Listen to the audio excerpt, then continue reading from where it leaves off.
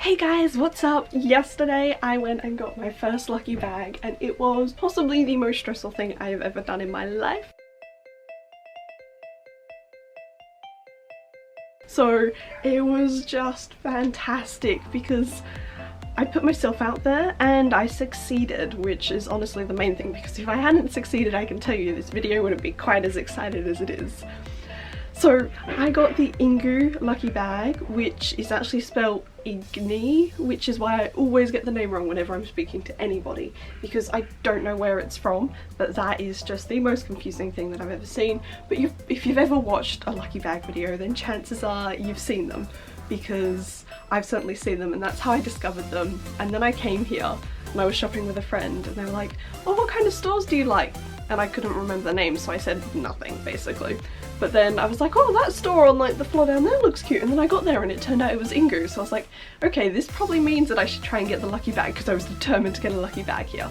So I figured I would show you what I got, and also I wanted to include a bit on actually shopping for the bag, because there's a dismal lack of that on YouTube. Because I was looking for it and I was like, okay, how do you shop anywhere that's not Tokyo? Some people line up 3 days beforehand and you've got to get up at 4 AM. I'm not getting up that early in the morning, even for some cheap clothing. So I lined up 2 hours beforehand, but I don't think I actually had to. I probably could have gone 45 minutes to an hour before, even half an hour, although that's a bit risky because there wasn't that many people there 2 hours beforehand, and the ones that were there for a different brand, which was Kyoto Coffee, or it's like a foreign food shop.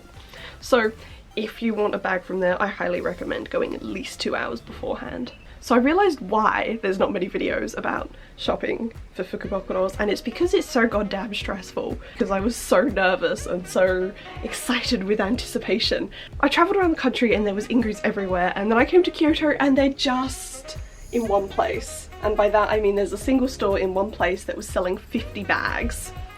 And coming up to the date, the stores will release how many bags they're selling, and also on the day you'll get a little piece of paper that has which ones are selling what's in them, and how many each store has, so you can kind of prioritize and go for the ones who have less or that are more popular first.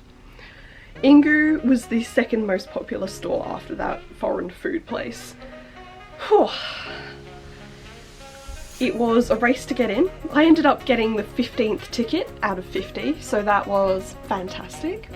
But by the time, because what you do is you receive a little paper ticket, and once you have that, that's like your right to go buy a lucky bag, and then you line up so the cash is not inundated.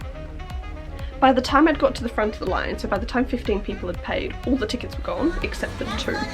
And then by the time I'd actually, you know, sorted myself out so that I could walk away, there was none. That all happened within 10 minutes. So that's how fast these things sell out, but it's not necessarily quite as rushed as, say, if you're going to Shibuya 109, which I don't have experience with because it sounds like hell.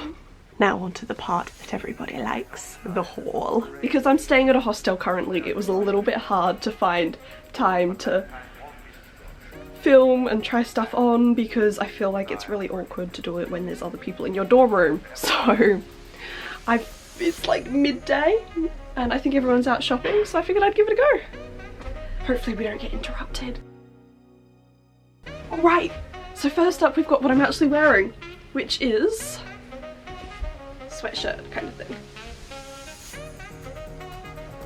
It's got like these puffy kind of bell sleeves, which I actually really like, and it's not the colour that I would normally go for, and it's not the colour that matches my skin tone the best, but it's really comfortable, and I currently don't have any long sleeve shirts, and honestly I'll probably wear it as a pyjama shirt because I didn't bring a pyjama shirt with me, which was a little bit of a faux pas.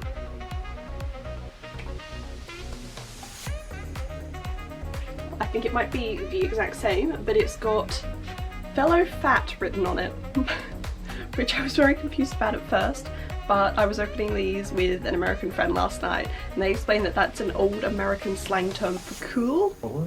Fat? P-H-A-T. Oh. Like, how long has it been since you've heard those? Yeah, I was a little bit confused by that. it's weird.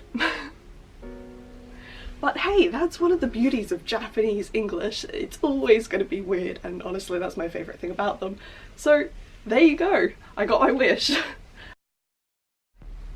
Next up is this red crushed velvet kind of shirt off the shoulder. This kind of red colour is generally one of my favourites, and it's one of the bright colours that you actually get away with in Japan. So I'm quite excited that there's a shade of red that you can get away with here that doesn't look kind of weird or stand out too much. Oh, this feels so pretty. Okay, I could work with this. This is the kind of thing that I have never bought before in my life or worn, but I think I'm low-key in love with it.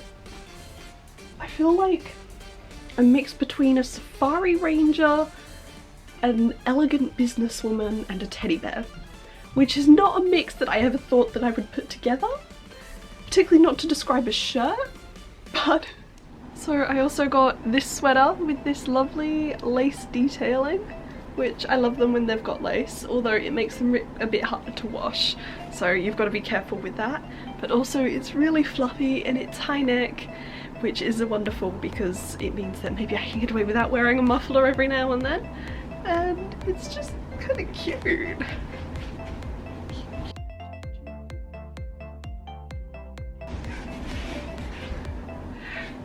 That was really awkward. So this one is one that I really liked in concept when I wasn't wearing it, and then when it's on it doesn't look quite so flattering. It's got this beautiful panel on the shoulder, which I really love on the odd side. I still like it though, I just probably wouldn't have bought this myself. But that's what lucky bags are wonderful for, because you get so much that you wouldn't normally buy and then you get to try it at home. So yes. Okay. So white isn't normally a colour I would go for, but this jumper is the silkiest thing I have ever worn, and I love it. It has a tag that says it needs to be hand washed, so I'm not sure if that means all the other clothing can be machine washed or they're just extra careful about this one because it looks like it could be machine washed, but it's so just, oh, it feels like being wrapped in a pool of warm water.